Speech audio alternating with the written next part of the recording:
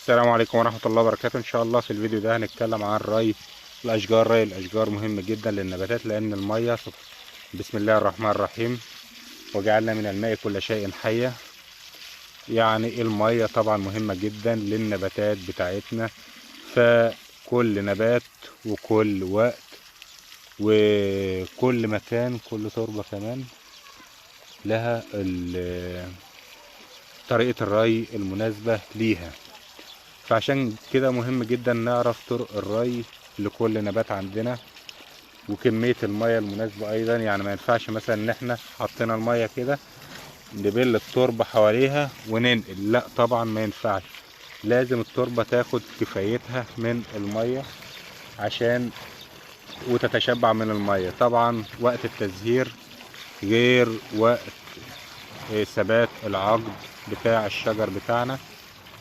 فدي كلها حاجات ان شاء الله هنتكلم عنها باستفاضة في فيديوهات جاية باذن الله،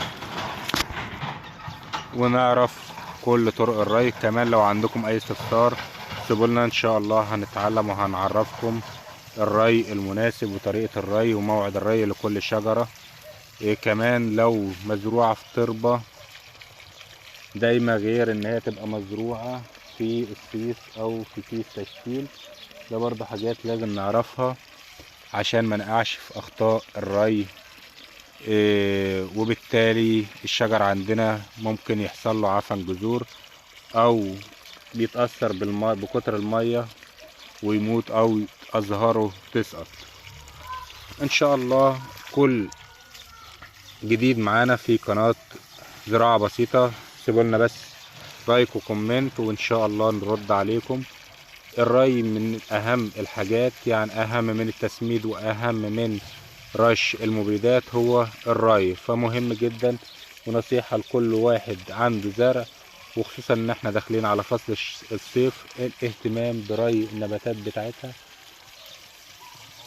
كمان الري يكون بانتظام عشان ما يأثرش على النباتات بتاعتنا. ده نصيحة لكل الناس اللي بتزرع النباتات وخصوصا فوق السطح. يا ريت تهتموا وتراعوا النباتات بتاعتكم كويس. وان شاء الله سيبولنا كومنت باذن الله او كل شجره انتوا عايزين تعرفوا عنها هنرد عليكم في الكومنت. وشكرا والسلام عليكم ورحمه الله وبركاته.